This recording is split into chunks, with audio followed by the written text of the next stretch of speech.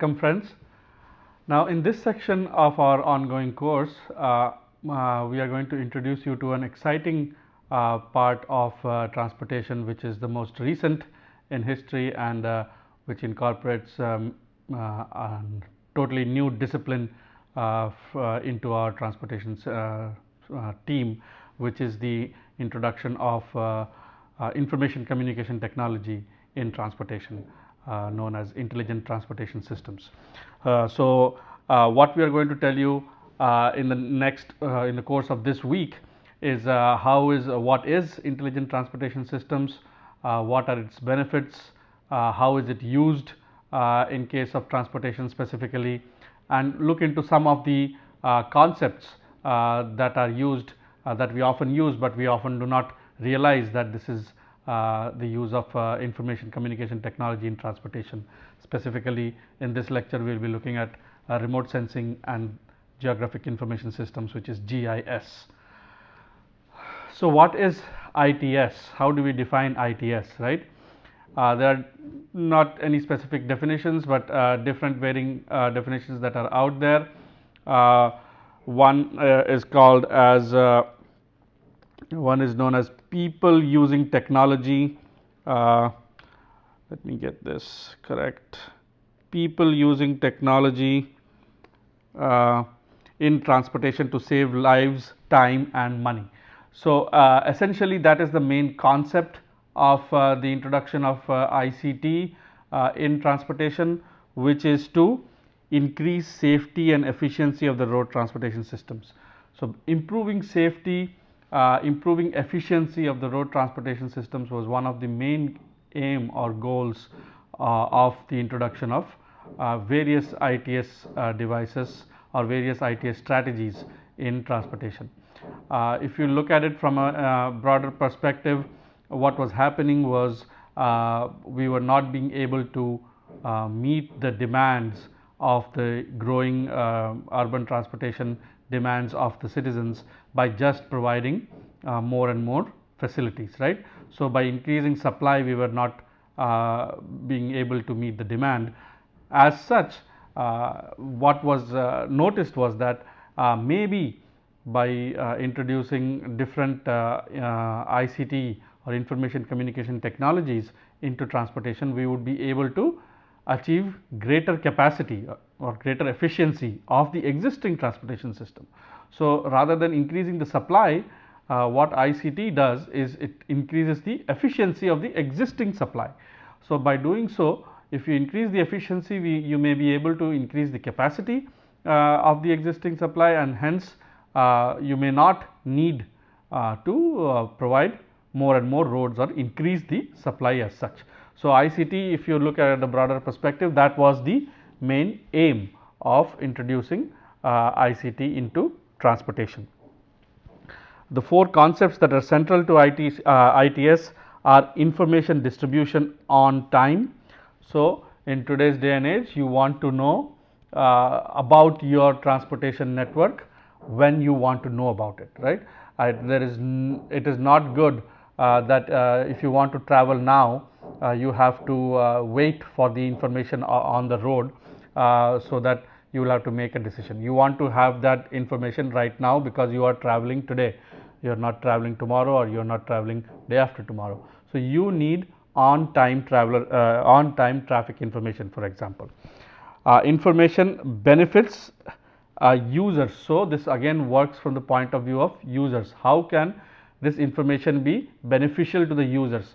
It is one thing having information with the agencies, it is the other thing passing on that information to the users so that they can make sense of it, right. So how do you pass on the information to the users?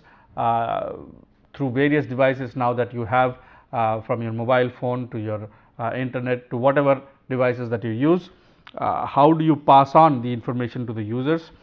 Effective nationally, have a unified framework, right. So when you move from one city to the other city, you should be able to access the same system just like how you did in your home state or home city, right. So there is some national standards associated, some basic national standards associated with these ITS systems. and it is of course interdisciplinary in nature and hence requires a team effort, right. So, we as civil engineers who usually specialize in transportation, we do not usually take courses in electronics or in computer science unless or until we have a interest in it, or maybe we have taken one course as an elective. But if you want to develop an career in intelligent transportation systems, then you have to have this interdisciplinary team, or at least have interdisciplinary knowledge. So, you have to have a ITS person or a computer science person on your team. Similarly, the computer science person on your team also has to have some understanding of what is transportation and what are the basics of transportation, so that both of you can work in unison.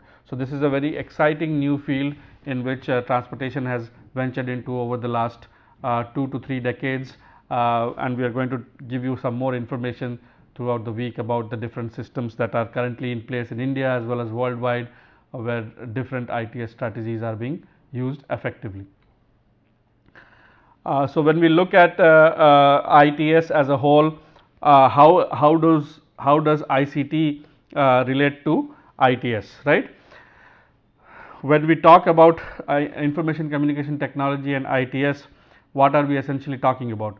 This is the latest thing that you might be hearing all the time, right?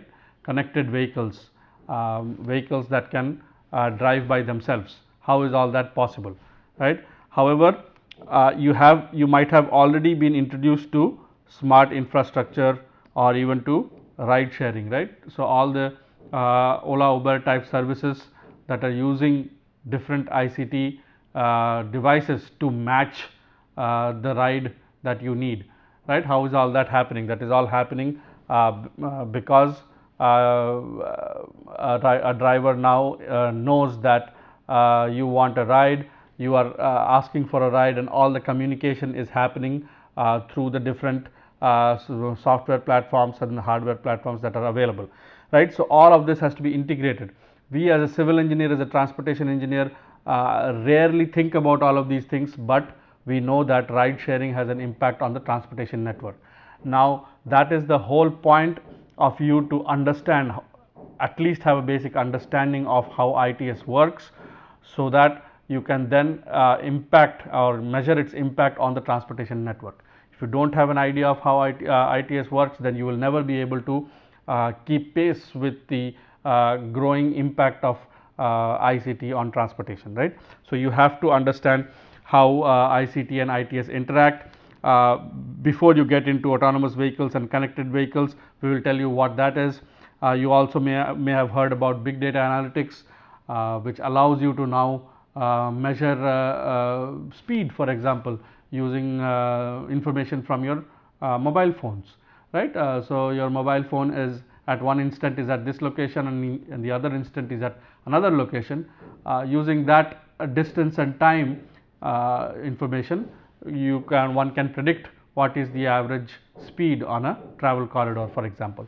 So, all this are various ICT platforms and ICT devices are helping transportation improve the efficiency of its system, of its network, right. So, it captures data in a very innovative framework. It manages the data that comes in, because big data usually means large volumes of data. That is what big usually means. We usually deal with experimental data or say perception data, which is in very smaller volumes, right. But when we talk about big data, it is data that is created every second, like huge volumes of data is generated. How do you see through all of that data? How do you make sense of all of that data? That is what data capture and management refers to. At the end of the day, it has to improve safety and enhance mobility, enhance safety and mobility for the users, and also has to reduce the environmental impact. So, ICT is helping in at least these three broad different ways of improving the transportation network. So, when we talk about some of the services that you might have already seen, but never really thought about it from the transportation point of view. You might have already almost always thought about it from a very technology savvy point of view, but all of these technologies are essentially helping improve the transportation network. So, when we talk about automatic vehicle monitoring, right, your car in itself has, nowadays all the modern car has so many gadgets within it that it may be that it is a mini computer in itself, right. So, whenever you need your fuel is going down, you have a fuel indicator. When you want to turn right, you have a right turn, left turn indicator. When a vehicle is maybe coming too close to your vehicle, there is a sensor that tells you that you are swaying too much. So, there are so many gadgets that are associated with your inside your vehicle, that tells you about different controls, that tells you about where your vehicle is as well, right. So, in order to improve the safety or post accident, as a post accident measure, there is you might have heard of a black box on an aircraft, right. There are similar devices now on cars which can communicate directly with a hospital or with an ambulance after you have been in a crash, right. So, once you have been in an accident or a crash, this device automatically sends a message to the closest hospital or the ambulance, so that care can arrive at a very care can arrive quickly, rather than wait for somebody to call in about the accident, or you yourself reporting the accident. This device in the car automatically can do so. So, that is something called automatic vehicle monitoring. It also, other than that, it also does routine work, such as it can indicate that the tire pressure is low, it can indicate that your maintenance is due, and so on and so forth, right. It can do all kinds of things. Then there are traveler information displays. You must have now you have such kind of screens in your mobile phones, right. This allows you, if you especially this allows you to navigate through newer areas when you are traveling, or when you are in a tourist destination. This helps you a whole lot, right. This provides you information about the city, about the various transportation modes available in the city, and it makes your journey seamless, right. It makes your journey very easy, very smooth. It provides you information, for example, about maybe various bus stops, when the next bus is arriving. There may be information displayed on the bus as well as the what is the next stop, right. If you are on a metro nowadays, every metro has automated display on their inside their vehicles as well. The next thing that you would have encountered if you have traveled on any of the metros is electronic fare collection, right. So, what is electronic fare collection? You have a what is called a smart card, right. So, smart card has a unique ID associated with it. So, you use that unique ID to link it to either your bank account, your credit card, or whatever it is, and every time you get on a bus, get on a metro, you just swipe the card and you make payments, right. All of this is helping improve the efficiency of the system, right. So, now maybe there were, if it was manual ticket counters from where you receive tickets, then maybe the manual ticketing counter would have been able to process 10 people every minute. But now with the electronic ticket countering or the electronic turnstiles that you have in your metro systems, every minute maybe it is able to process 20-25 people. So, you see the efficiency of the system gets improved manyfold, and that is one of the primary benefits of ITS. The next main service that ITS provides is communications.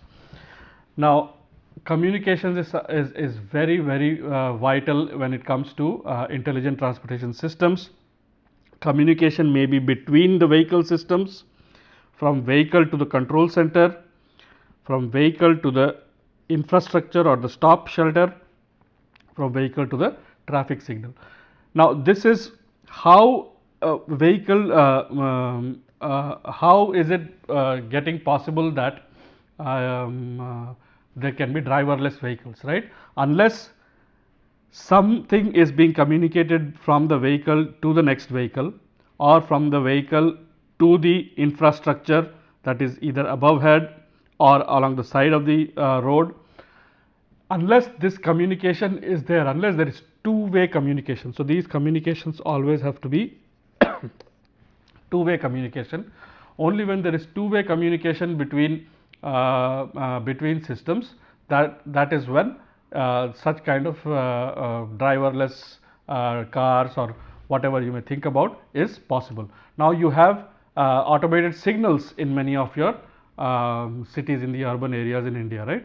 So what are they doing usually? They are detecting cars. It's one-way detection of cars, right? So it detects cars at a signal, and when the queues get longer and longer, it automatically turns them into green so that they can be released. So now that is a two-way detection, one-way detection from the of the cars from the infrastructure. But there can be the other way detection could be, for example, ambulances have that power to change the red to green whenever the ambulance is arriving at the traffic signal, right? So at that time there is a two-way communication. Now the ambulance is also communicating to the signal saying that although you are red, please now turn to green as I have to cross. So that is two-way communication. So how does all this communication happen, right? All of this is usually taught in electronics and electrical engineering, but with the advent of intelligent transportation systems, many transportation engineers who are interested in this field are getting more and more knowledge of such systems. So when it comes to data collection techniques, we have to realize that manual data collection is not only too expensive, but also time consuming, and also gives us a very small sample size with which to work with. So we have to use modern technologies, we have to use newer gadgets, newer information ICT methods to collect transportation related data. So there are three types of data collection that ITS allows you to do. One is site based data collection, which is traffic data measured using sensors that are located along the roadside. So you know, initially what used to happen, how a car used to be detected were through all the loops, inductive loops that were present inside or embedded in the pavement, whereas the newer ways are to have either video image processing or through LIDAR surveys, or even through ultrasonic and acoustic sensors. You can now measure, or you can just count vehicles and classify vehicles in a traffic stream, right? So this gives you for example, this data can be used to develop AADT, right? You want to know the annual average daily traffic on your road, which you used to have a permanent counter station on a highway or on an expressway, and this kind of pneumatic tube counters are even older. These are inductive loops that are embedded into the pavement. They were used to continuously count vehicles, but now you can move to newer ways of data collection, such as video image processing, for example. The second type is traditionally, which was known as the floating car technique to calculate the speed of a vehicle, whereas now you can use cellular data to measure the travel time or speed of vehicles along streets, highways or motorways, right? So using how do you use cellular data to measure speed? It is your good old geometry, which is known as triangulation. So the network data is measured and analyzed with the help of pattern matching in an anonymous format, and the data will be converted into traffic flow information. Now with ITS, or with a lot of big data, anonymity is one major point, right? Nobody wants to give out information with their personal data embedded in it, right? So when we are saying that we would give you smart cards and that would allow you to travel seamlessly on metro and bus services, we also want to assure that your smart card information will not be we will not be able to trace back your smart card to you. So, we will have to completely anonymize the data from your personal identity. For example, you might be linking it to your bank account, right? Then your bank account will have your PAN number. So, you can if one wants to, he or she can easily link you to that data. But when we are talking about big data, there are huge volumes of this data. So, when we are using these huge volumes, what we usually do is we anonymize all of this. We take out the personal identity part, fuzzify it, and say that we put you in a pattern, right? So, you are not an individual anymore, you are part of a pattern. So, that is how you usually try to anonymize all the data set, and that is very true in all of the cases worldwide, unless and until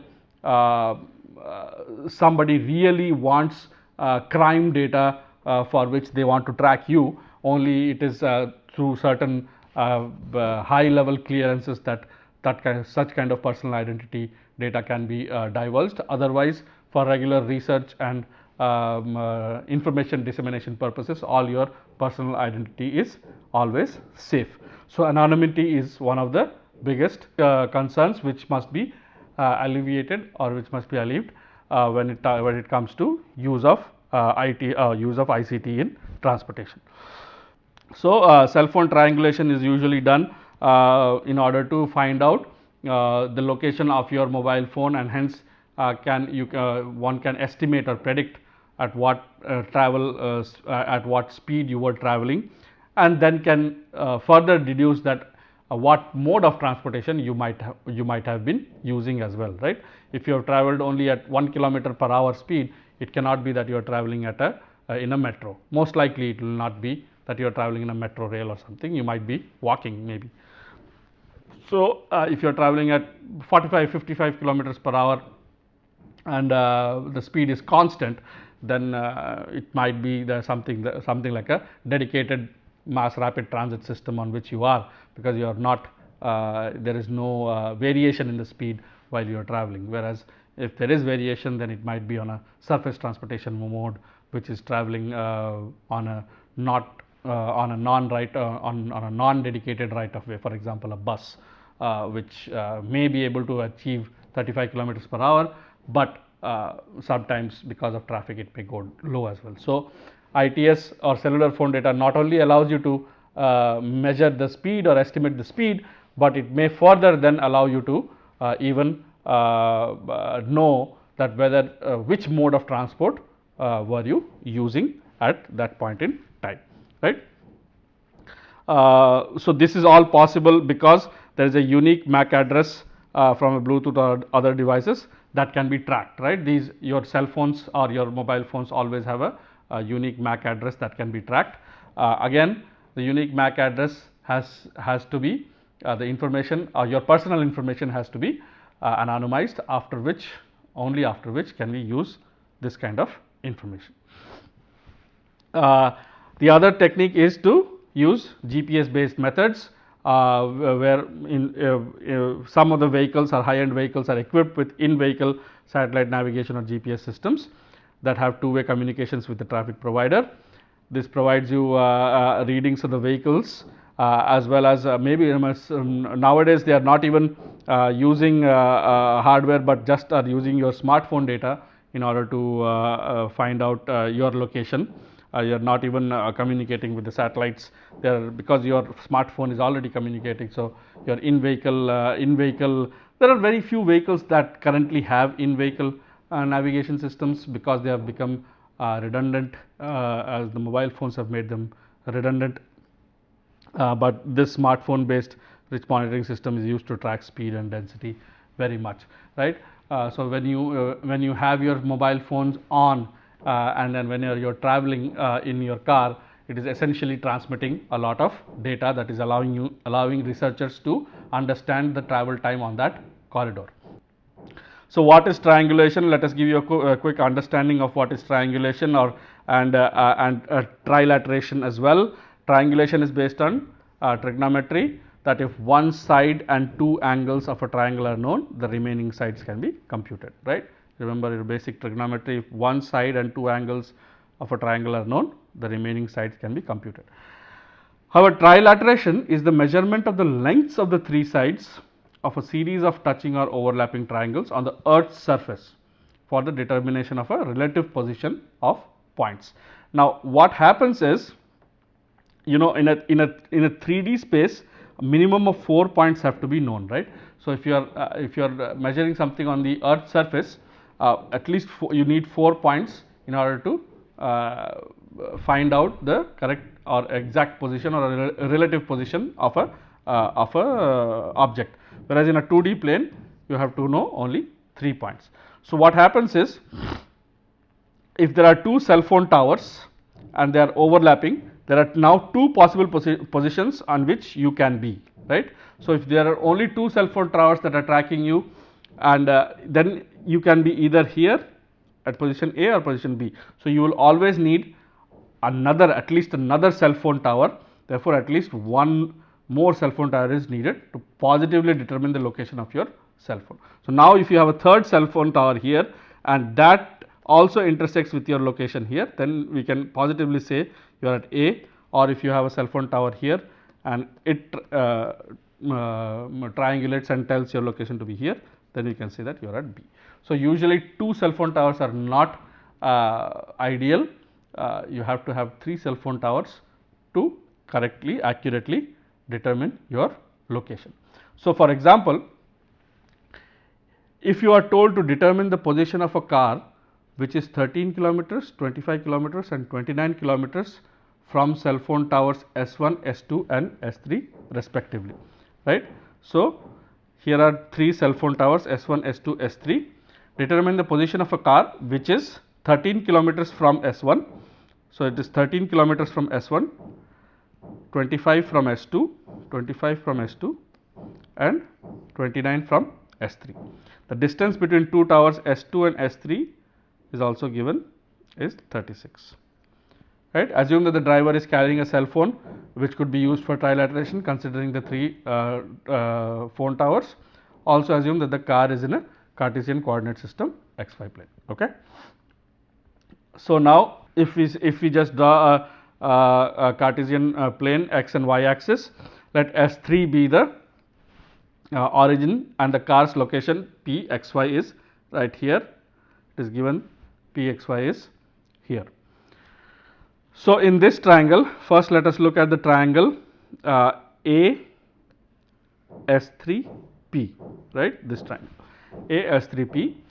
So, we know that simple d3 squared is equal to x squared plus y squared right here, right. So, d3 squared is equal to x plus y x squared plus y squared. D3 you have already been given the distance d3, d3 is 29. So, 29 squared is equal to x squared plus y squared. So, you can convert that into a y formula. Similarly, in the other triangle AS2 P, again 25. So, D2 is we know as 25. So, 25 squared is equal to x squared plus y squared, whereas x, now you know the distance, you already know this is x and you know that this is 36, right, because you have already been told that the distance between the two towers S2 and S3 is 36. So, this distance is 36 and in this you have already assumed that this is x. So, this must be 36 minus x whole squared plus y squared. So, if you just solve these two equations, you will get x is equal to 21, and if you put this x is equal to 21 into one of the equations, that one, you will get y squared is equal to 400, or you will have two values of y now. Y could be either plus 20 or minus 20. So, now you have had possibly two different locations where your car could be. It could be either at an xy location at location 21 20 on a Cartesian plane, or it could be at location 21 minus 20 on a Cartesian plane. But from the figure you see that the third cell phone tower is above the x axis, but we have only used information about S3 and S2, right? Only 2 cell phone towers so far we have used information about, but from the figure you can see that the third cell phone tower S1 which is above the x axis, hence you can reject the values or the negative value of y, saying that this will not be possible, hence the position of the car would be P1 is equal to 21, 20. So, even though 2 cell phone towers is required for finding the value of Pxy, we could only find the true value of P only with the help of the third tower. So, that is the most important point to remember, is that in order to use cell phone tower information to determine where a vehicle is. So, this is not even, we have not even gotten into measuring speed or anything, this is just locating a vehicle in a xy plane, right. So, where is a vehicle on an xy plane? Just for locating it, if you use cell phone towers, you have to remember that there has to be at least 3 cell phone towers to positively identify where the vehicle is. 2 cell phone towers are not good enough. The third type of data collection that ITS technologies allow you to do is wide area data. Now, the wide area data is something that is now more and more being used in India as well, because there are a lot of satellites that India has specifically put in orbit that allows you to take pictures about the urban area and how the urban area is changing, where the roads are coming up, where new roads are being built, where new roads are being widened, how the urban form is changing. So, all of that information is then being converted into what is known as the GIS, or using the GIS format to display. Now, we assume we use Google all the time, but the basis of all the Google Maps and everything is geographic information systems. It is based on lot of it is based on remotely sensed information that is coming out, right. So, satellite sensors, it provides pictures, aerial photographs and images. They are then processed using photogrammetric processing. So, photogrammetric processing is the science of technology making measurements, right. So, now just through a picture, how can you convert it into information, right. If you just take picture, you have to use it, you have to use certain science to convert that picture into data, right. So, how do you convert all that data? How do you convert it into data? Is through photogrammetric processing. You must have also heard about RFID tags. The most easiest location where you might have seen it is when you are using an airline and your baggage has been, you check in a baggage and they put a tag on your baggage and there is a barcode kind of information there. Most of that is kind of RFID technology that allows you to track your bags from point A to point B to point C. The RFID has been used in the very earlier times of ITS to locate vehicles as well. Now, although a lot of mobile phones have now replaced RFID technology. Mobile phones, like I said, and it is ever increasing from 3G to 4G, and now we are talking about 5G. So, all it is doing is it is increasing the efficiency. Always remember that it is increasing the efficiency, and hence also should be increasing the safety on our highways. What remote sensing allows you to do is it allows you to break up a picture into different layers, right. Once a single picture is taken, you can now break it up into different layers, study each of those layers separately, then recombine them. So, it allows you to combine information about, say for example, different parcels, zoning, what is the flood plains, what are the wetlands, what are the land cover, soil. So, all that information which you would have had in separate different maps, right. Physical maps would have been there, people would have conducted surveys of floodplain. So, a floodplain survey map would have been there, people would have zoning maps separately. Now, all of these maps could be digitized. So, when people say digitizing of maps and overlaying those two maps, the information from those two maps into one single map. So what they are essentially telling you is that there is some technology that is being used to compare or to overlay those information together. So how do you do all that? That is what essentially remote sensing and photogrammetry is all about. GIS is a tool that more and more anybody dealing with transportation nowadays has to know about how to work with GIS. Otherwise, spatial data analysis is something that you would not be able to do if you do not have an understanding of GIS. There are specialized GIS courses that you should be able to take, but in this class we are just going to tell you about different forms of ICT that is out there, so that it gives you a flavor about what ITS is really about. Traveler information systems, you must have seen several maps, even Google displays, or this could be a map about the different bus routes in your city, for example. So this is all on a GIS platform, right? So all of this is on a geographic information systems platform. It gives you information about different lines, their different bus stops, where they are. So this is just not drawn. These are all drawn to scale. So everything, all the information here is something that can be converted into information and data. It is not a sketch as such, right? Organized and presented through GPS, and you could then use this to do different types of analysis, right? You can do spatial analysis. For example, how many passengers are disembarking or embarking the bus on the yellow route versus how many are disembarking or embarking the bus on a red route or the blue route, right? So you can do different spatial analysis at different points in your city, and GIS is a tool that allows you to do that. That is something that is very important. You can do better incident management, right? You must have heard about control centers that are there in many cities. All of your cities might have a lot of CCTV cameras that are all they're giving all the feed to one common location, that is one control center. So, and this control center now, for example, if there is a accident that happens because of the CCTV cameras, immediately an ambulance or a police car can be notified, and they will reach that location so as to save a life. So this is how safety is being improved on our highway systems, right, through better incident management, and of course better traffic management systems as well. So all the signals are now coordinated.